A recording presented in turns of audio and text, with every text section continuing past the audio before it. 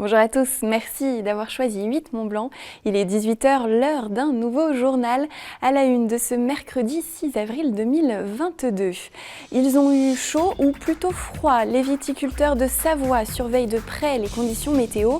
Alors que de nombreuses régions françaises ont subi un épisode de gel intense, nos départements ont été plutôt épargnés grâce à une épaisse couche nuageuse. Reportage dans quelques secondes. Et puis Roy et Kaba sont heureux de vous annoncer la naissance de leur petit Pigargue. Ce couple d'aigles pêcheurs a mis au monde son premier bébé après 14 ans de vie commune. Sa naissance est une excellente nouvelle pour le parc des aigles du Léman. Précision à suivre. Il y a un an, jour pour jour, les viticulteurs de Savoie vivaient une nuit terrible. L'épisode de gel d'avril 2021 avait eu raison de près d'un tiers de leur récolte. Mais la filière savoyarde se relève peu à peu. Le cru 2022 est d'ores et déjà en préparation. La réussite de cette année dépendra bien sûr encore des conditions météo à venir. À ce stade, de nombreux producteurs se disent plutôt confiants, comme l'a constaté Emmanuel Jaude. Un an exactement après le terrible épisode de gel qui a très durement impacté les vignobles savoyards, ces derniers redoublent d'efforts pour préparer le cru 2022. Entretien, taille ou palissage, le travail ne manque pas, même si au final, c'est bien Mère Nature qui tranchera. Un gros épisode de gel comme il y a eu l'année dernière, ça a été vraiment ce qu'on appelle les gelées noires, donc on est vraiment descendu très très bas, -7, -8. Globalement, il y a quasiment pas de dispositif qui permette de lutter contre ça. Des gelées blanches, on va dire plus classiques, -1, -2 degrés, oui, ça passe, ça peut passer, ça se gère. Mais quand on est vraiment sur des épisodes extrêmes, pareil pour la grêle, quand vous avez des orages comme il y a eu en 2019 ici sur Saint-Baldoff à Promont, c'est d'une telle violence qu'il n'y a quasiment rien qui permette de lutter contre ça, quoi. Si aujourd'hui les grosses gelées semblent donc avoir épargné notre territoire, tous les producteurs restent toutefois prudents.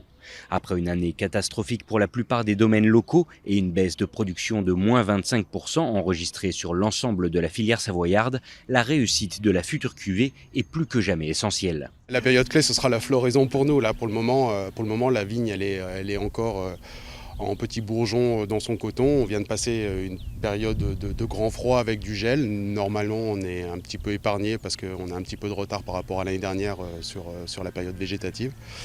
Donc on croise les doigts, mais ça va bien se passer. Pour le moment, il n'y a pas de mauvais signes sur la saison. Cette période de gel nous a fait peur parce qu'elle nous rappelle les événements de l'année dernière.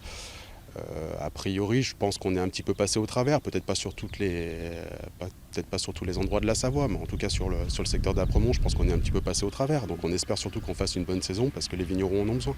D'ailleurs, sauf caprice météo, les vignes savoyardes pourraient bien connaître cette année une saison des plus fructueuses. Une évolution étudiée avec attention qui s'étale sur de longues périodes. On estime en effet que 3 années sont nécessaires pour qu'un pied se remette totalement d'un épisode de gel.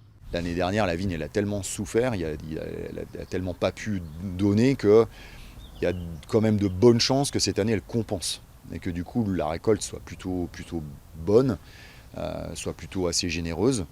Donc maintenant, le problème, c'est qu'on commence seulement. Donc il va falloir gérer jusque fin août, septembre, et qu'on n'est jamais à l'abri de rien, quoi. C'est la nature qui continue à commander. Des signes de bon augure et qui devraient permettre aux vignerons savoyards de retrouver leur niveau de production normal aux alentours de 1 700 000 bouteilles. Et nous restons dans les vignes. Disparues depuis près de 60 ans, elles font leur grand retour dans la baie de Talloires. Exposée plein sud, la parcelle bénéficie d'un emplacement idéal qui donnera certainement vie d'ici quelques années à un vin d'exception. Lucas Ruche a rencontré le vigneron à l'origine de ce projet. Reportage. L'emplacement est digne d'une carte postale. Épaulé par son équipe, le vigneron Philippe Héritier s'est lancé un défi de taille, remettre des vignes à Talloires sur les hauteurs du lac d'Annecy. Pour planter les quelques 6000 pieds de vignes prévus sur la parcelle, des bénévoles sont venus prêter main forte aux vignerons. Pioche ou pelle à la main, ils mesurent tous la beauté de ce cadre de travail. C'est un cadre magnifique ici, oui, effectivement, oui. Quand on voit ce qu'il y a autour de nous. Mondeuse blanche, mollette ou encore douce noire, ce vigneron plante ici de vieux cépages savoyards. En s'appuyant sur des méthodes de travail ancestrales, Philippe privilégie pour la plantation l'éloge de la lenteur. On prend beaucoup plus de temps, mais c'est du temps qui sera gagné ensuite sur la pousse et l'installation de la vigne.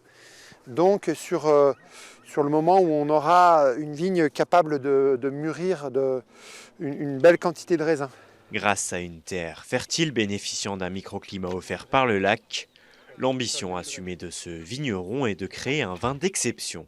C'est vrai que c'est un projet qui fait rêver à plus d'un titre, d'accord bien sûr pour la carte postale, mais aussi et je dirais surtout pour le terroir viticole sur lequel j'ai beaucoup d'espoir. On sait qu'ici à Talloires, tous les coteaux de Talloires étaient complètement en vigne. Voilà, on est derrière le fameux Roc de Cher qui est un verrou glaciaire et on sait qu'en amont du verrou glaciaire, le glacier a déposé toujours des choses très intéressantes au niveau géologique et aussi au niveau du terroir viticole. Donc on a vraiment beaucoup d'espoir sur les qualités viticoles de cette parcelle, au-delà bien sûr de la carte postale. Les premières récoltes de ces vignes sont prévues pour 2025. La mise en bouteille, elle, aura lieu 1 an plus tard. Bouteille qui devrait certainement figurer à la carte des meilleures tables du bassin annécien. Et à consommer avec modération, bien sûr. Dans le reste de l'actualité, il est né samedi à 17h. Un petit aiglon fait le bonheur du parc des Aigles du Léman-Acier. Il fait partie des oiseaux qui s'envoleront d'ici quelques semaines au-dessus du lac. Son espèce a disparu du territoire à la fin du 19e siècle. L'événement était donc très attendu par l'équipe du parc qui a obtenu l'autorisation de relâcher 85 pigargues comme celui-ci durant les 8 prochaines années dans le bassin lémanique et du Haut-Rhône. En parallèle, l'établissement va sensibiliser et informer le public et notamment les plus jeunes. Un partenariat avec le département de la Haute-Savoie a en effet été mis en place pour permettre à des collégiens de suivre l'évolution des bébés. Je vous propose d'écouter Jacques-Olivier Travers, le directeur des Aigles du Léman, au micro de Manon Toiti. Il nous fait part de son émotion. Pour nous, ces naissances, elles sont incroyables parce que ça va être les premiers petits pigargues qui sont nés chez nous, qui vont retourner dans la nature. Donc forcément, on les regarde avec un regard à la fois attendri et puis émerveillé. C'est une espèce qui nous tient à cœur depuis des années. On vient enfin d'avoir l'autorisation de pouvoir les remettre dans la nature, à l'endroit où ils avaient disparu il y a 130 ans. Donc c'est le début pour nous d'une belle aventure. Le pigargue à queue blanche, en plus, ce qu'il y a d'intéressant, c'est que c'est la première fois dans un programme de réintroduction ou en Europe où ces oiseaux vont naître en captivité pour retourner dans la nature. Donc on est obligé de faire attention à tout ce processus, de faire en sorte qu'ils voient le moins possible l'homme, que ce soit vraiment leurs parents qui s'occupent d'eux, que nous on intervienne le moins possible. Donc on les surveille de loin avec ces systèmes de caméras. On peut pas intervenir, donc des fois on est un peu frustré parce que on aimerait aider le petit qui arrive pas à éclore ou autre. Mais voilà, c'est le jeu, on sait qu'il va nous falloir un petit peu de temps. Le programme va se dérouler sur 8 ans. Là c'est la première année, on va déjà apprendre un petit peu de ce premier retour d'expérience pour être opérationnel pleinement l'année prochaine. Aujourd'hui, on sait que cette espèce, elle n'a pas de prédateurs, il y a la ressource alimentaire pour l'accueillir, donc tout dépend de nous les humains, quelle place on va être capable de leur laisser, savoir qu'il faut les laisser tranquilles, que quand sur le site de relâcher, il ne faut pas venir se promener avec son chien sans laisse, des choses aussi bêtes que ça, mais qui vont les aider à ne pas laisser traîner du plastique ou des choses comme ça autour de nous, parce qu'ils sont capables de l'avaler, et ça peut les faire mourir. Si nous, on est capable de faire ces petits efforts, on aura la chance de voir cet oiseau magnifique reconnaître notre ciel 130 ans après sa disparition. Je trouve que voilà, c'est un enjeu qui vaut la peine de faire un petit effort. Ils sont un peu l'équivalent des Césars pour le monde du ski. La cérémonie des Chronos d'Or se tient ce soir à l'Imperial Palace à Annecy. Elle récompense les meilleurs athlètes des équipes de France de ski et de snowboard. Et c'est un événement organisé par la Fédération française, le département de la Haute-Savoie et le groupe du Dauphiné Libéré. Sébastien Germain est sur place. La cérémonie a-t-elle débuté, Sébastien ? Bonsoir Victoria. Alors non, cette soirée de gala n'a pas encore débuté. Ça va commencer à 19h ici à Annecy, à l'Imperial Palace. On saura donc qui va succéder à Alexis Pinturo, sacré champion des champions l'année dernière. Un athlète fait évidemment figure de grand favori en la personne du biathlète Quentin Fillon-Maillet, quintuple médaillé olympique du côté de Pékin. Plusieurs catégories sont au programme et on devrait assister à un renouvellement, un couronnement de plusieurs nouvelles têtes. Et cette année, comme en 2016, les athlètes paralympiques sont mis à l'honneur. Et j'ai la chance d'avoir avec moi un triple champion paralympique 2022 à Pékin. Arthur Vaucher, bonsoir. Bonsoir. J'imagine qu'il y a énormément de fierté, de satisfaction de vous retrouver là ce soir ici avec tous les copains de l'équipe de France. Bien sûr, c'est la deuxième fois en plus qu'on est convié à cet événement, donc on vient là avec beaucoup de plaisir et puis c'est toujours cool de se revoir après les Jeux dans un cadre un peu plus un peu plus cool que les Jeux. Année particulière pour vous, année exceptionnelle avec ces 4 médailles, ces 3 médailles d'or et 7 médailles de bronze. Avec le recul là, vous avez accepté, encaissé ce qui s'est passé du côté de la Chine? Oui, franchement, c'est dur. Je suis pas sûr de réaliser encore totalement, mais cette saison, elle a été folle parce que je fais 3 globes de cristal, je fais 2 titres de champion du monde, 2 titres de vice-champion du monde. Je viens couronner avec cet objectif qui était les Jeux paralympiques avec 3 titres et une médaille de bronze. Donc, c'était quasi la saison parfaite et maintenant, on va profiter un maximum et puis se concentrer maintenant sur les prochains objectifs. Vous me disiez quand on préparait l'interview, ça fait aussi bien de voir donc les copains de l'équipe de France. Et puis aussi de se dire, voilà, le Covid, c'est un petit peu derrière. Avec tout ce qui s'est passé, ça a été très compliqué au niveau des restrictions en Chine. Ouais, c'est ça. Les Chinois, ils rigolent pas sur les règles sanitaires. Donc, du coup, quand on est arrivé là-bas, nous, on les appelait les mignons parce qu'en fait, ils étaient en combi chimique. On voyait que les yeux avec des masques en plastique comme on avait à l'école pour la chimie. Donc, c'est sûr que c'était fou. Et on se retrouve là en France où on voit des personnes avec un bas de visage. Et ça nous manquait quand même. Donc, c'était top. Et puis, on a pu retrouver un peu nos proches. Et ça fait du bien aussi. J'imagine que c'est aussi une belle reconnaissance pour vous, athlètes paralympiques, d'être mis au même niveau justement des athlètes de l'équipe olympique. Ce soir, vous allez donc aussi, il y aura aussi des récompenses pour vous, les membres de l'équipe paralympique. C'est une belle chose. Oui, bien sûr, c'est vraiment une belle reconnaissance. On voit que les mentalités évoluent et avec les mentalités, il y a de plus en plus de choses qui sont faites comme ça en commun. On voit cette équipe FRA, cette équipe unifiée. On voit là ce soir que il y a une catégorie pour nous handi. Donc c'est sûr que c'est génial et j'espère que ça continuera comme ça.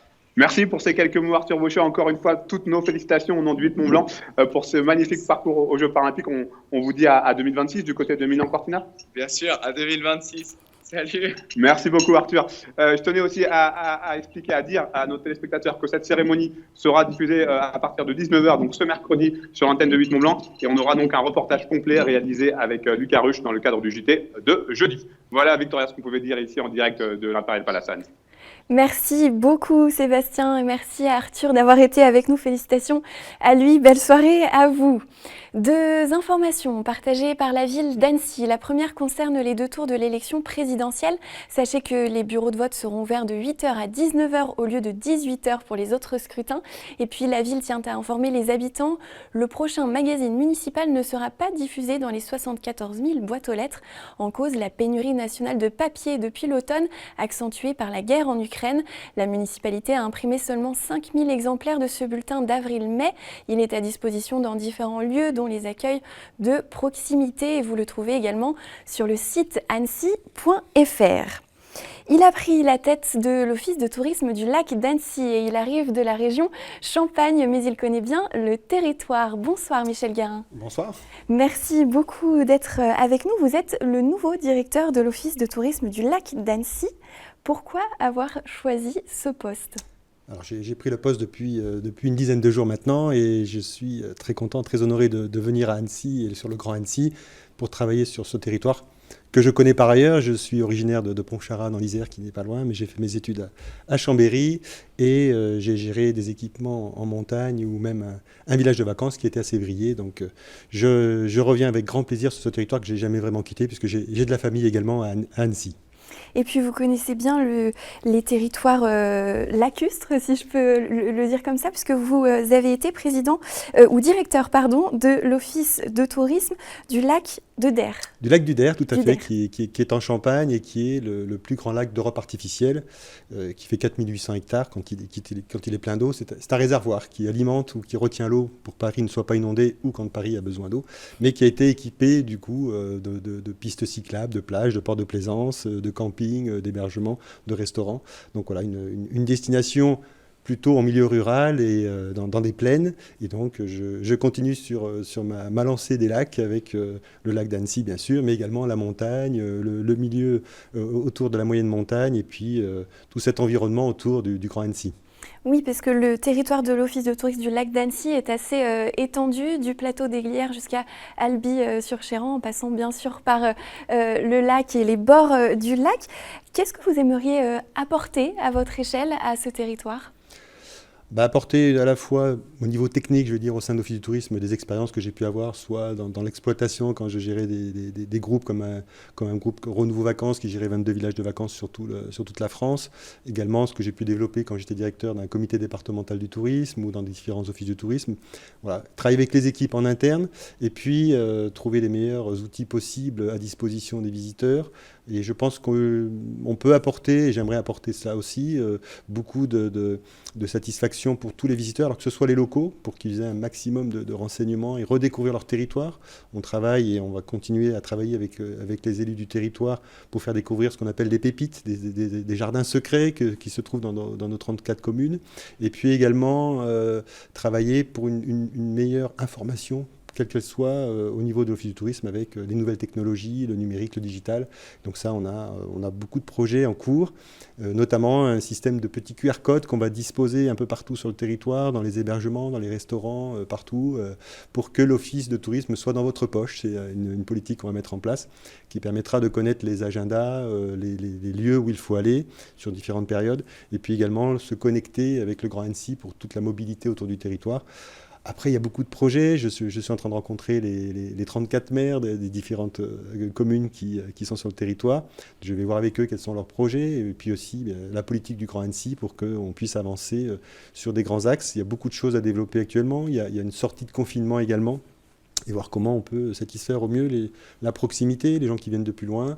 On a aussi une facette importante pour nous qui est le tourisme de congrès, le tourisme d'affaires, qui a connu beaucoup de difficultés avec le Covid, et donc il va falloir qu'on trouve des solutions aussi pour travailler sur cet axe-là.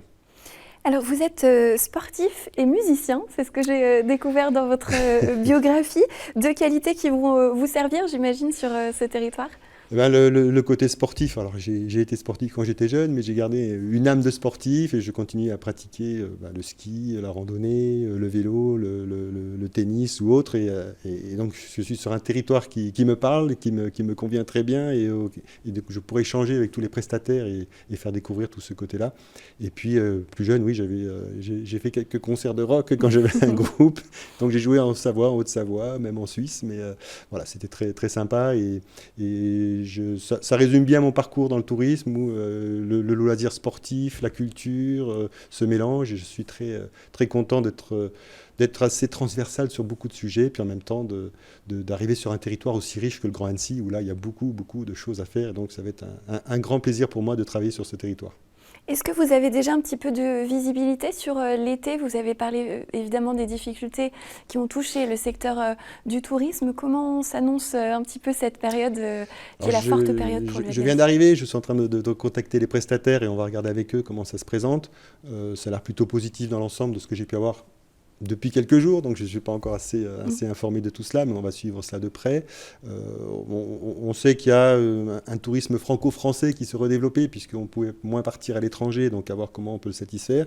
Les frontaliers, le tourisme de proximité à l'étranger va aussi rester. Un peu plus difficile sur les pays lointains, ou voire même, on va regarder de près les Britanniques, qui étaient une population importante, mais qui ont aussi connu des difficultés comme tout le monde. Donc on va voir comment on peut orienter à la fois dans les réservations qu'ont pu avoir les différents partenaires, et puis peut-être s'il faut faire des actions avec l'Office du tourisme pour mieux informer des clientèles mieux ciblées de proximité nationale ou internationale. Merci beaucoup Michel Guérin d'être venu nous voir et on vous souhaite une belle installation à la tête de l'Office de tourisme du lac d'Annecy. Et c'est ainsi que se termine ce journal. Merci pour votre fidélité à l'information sur 8 Mont Blanc. Merci à toute l'équipe. Dans quelques secondes, vous retrouvez la météo de Thierry Paul, mais puis la suite de votre panorama consacré à l'aéroclub de Chambéry. Demain, vous retrouverez Marine Schneider pour un nouveau journal. Passez une belle soirée et à bientôt.